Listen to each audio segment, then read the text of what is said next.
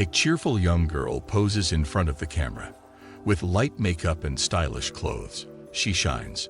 Her name is Cindy, a 17-year-old social media artist. Both at school and home, Cindy always grabs attention. She loves this. Friendly, always smiling, and looking her best, Cindy is a joy. She spends a lot on makeup and clothes, but it makes her happy. Cindy's younger sister is Laura. Unlike Cindy, Laura is quiet and simple. She doesn't wear makeup or fancy clothes like Cindy. Laura can afford them but saved her money for textbooks and other important stuff. Their parents believed they treated both girls fairly and felt they provided everything for their happiness. But one day, they sensed something was off with Cindy. Every day before school, everyone eats breakfast. But that day, Cindy missed breakfast with the family for the third time. "Cindy, why the rush? Eat first," Isabel, her mom, implored, the lines of worry deepening on her forehead. Her voice carried the same tone of concern she'd used the day before. "No, Mom. I've got that big project to present. I'm running late.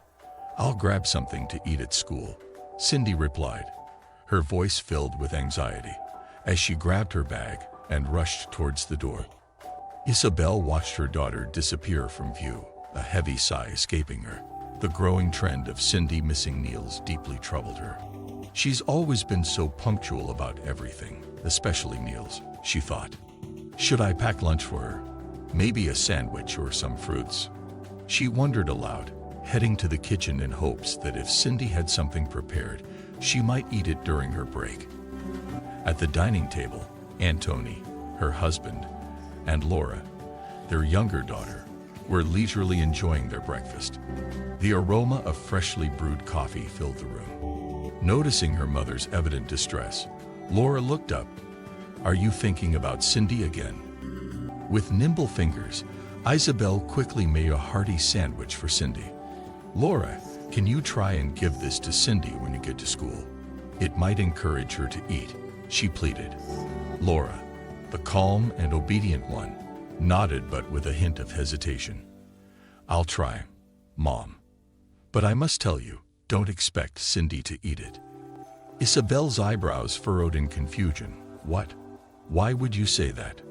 Laura hesitated a moment, looking down at her plate. Lately, she's been eating much less. And yesterday, when she thought no one was watching, I saw her spit out her dinner into a napkin. Both parents exchanged alarmed glances. Antony, attempting to maintain a calm demeanor, asked Laura, "Have you noticed anything else?" Laura took a deep breath. Beyond not eating, she's been obsessively checking her appearance in the mirror. "She seems so desperate to look perfect, Dad.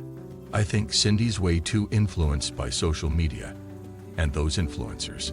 She's becoming obsessed with her image, and it's taking a toll. I'm genuinely scared she might develop an eating disorder, like anorexia," Laura confessed.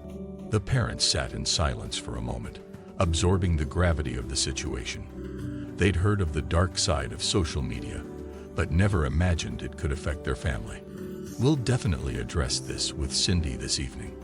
For now, let's head to our respective routines," Antony suggested, finishing his coffee and giving Isabel a comforting squeeze on the shoulder.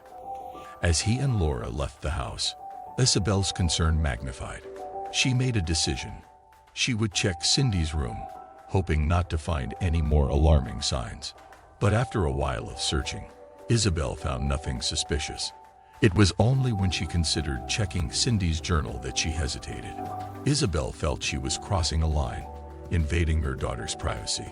Yet she needed to ease the nagging concern in her heart.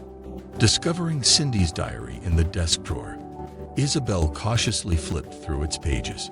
It was only in the last few sheets that she found something unsettling, a disturbing image. The drawings depicted the transformation of a figure always in the spotlight. Initially, scribbles obscured the figure's face. Gradually, other parts darkened, until the entire form was overshadowed by a gaping mouth that never ceased speaking. From this chilling art, Isabel deduced that her eldest was grappling with a significant issue, one she hadn't shared with her mother. That afternoon, when Cindy and Laura arrived home, Isabel planned a heart-to-heart with her daughter. Yet, upon entering, Cindy made a beeline for the dining area. "Mom, what's for dinner?" "I'm starving," Cindy exclaimed. "Your favorite dish awaits, dear. Let's eat." With a reassuring smile, Isabel guided Cindy to the table, but Cindy's ravenous manner was alarming. "Cindy, sweetheart, take it easy," Isabel said, concern evident in her voice. While eating, Cindy suddenly stood up and hurried to the nearby bathroom. She vomited, expelling food that she'd barely swallowed. Witnessing this, concern deepened in Isabel's eyes. "Oh my gosh, Cindy. Darling, what's going on?" Mom. Tears streamed down Cindy's face. "I'm so hungry, but I'm scared to eat. If I eat, I'll gain weight, and I won't appear flawless on camera. I need to stay perfect, Mom. I need to be stunning at all times." Cindy's tears flowed freely. Isabel held her tightly, letting Cindy share the worries weighing on her heart.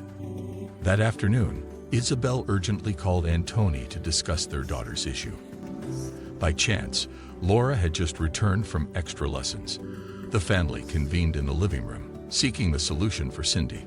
"Honey, why this compulsion for perfection?" Antoni gently probed his daughter. "People on social media began calling me chubby. Some even ridiculed my makeup-free face," Cindy shared, her voice quivering. Her tears showed no sign of stopping.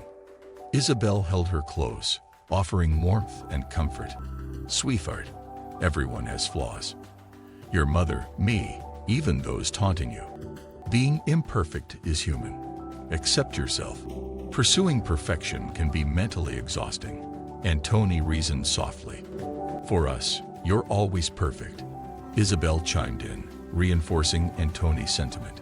"If social media is affecting you negatively, maybe you should consider taking a break," Laura suggested. "See, without social media, I feel more at ease. I've learned to love myself and accept my body as it is." Laura mused, reaching for a snack. "Your sister is right, Cindy. If social media makes you feel less about yourself, then it's time to step away. I can still provide for all of you. Your mental well-being is more important than anything else," Antoni affirmed, tenderly stroking Cindy's head. "Darling, we humans are like paintings, composed of life's varied strokes. Each brush mark tells a unique tale. You don't need to be flawless. Your distinctiveness is a priceless gem," Isabel counseled, hoping to lift Cindy from her sorrow. Cindy paused, surveying the familiar faces around her. She grasped that genuine life was richer than mere online accolades. "I see it now, Dad, Mom, Laura. You are more cherished than any virtual realm, because you embrace me as I am," Cindy declared, her face brightening. "Ready to join us on a little trip?" Antoni inquired, his smile comforting. Once Cindy nodded, they escorted her to a psychiatrist, eager to shield her from the hurt inflicted by online spite. Post-consultation, the psychiatrist beckoned Cindy's parents. He was grateful they hadn't delayed seeking help for Cindy. He then counseled Cindy. "Understand, an imperfect world is where wonders unfold. No bloom is without flaw, but each radiates its unique allure. And so do you. Flourish with dignity in life's varied meadow.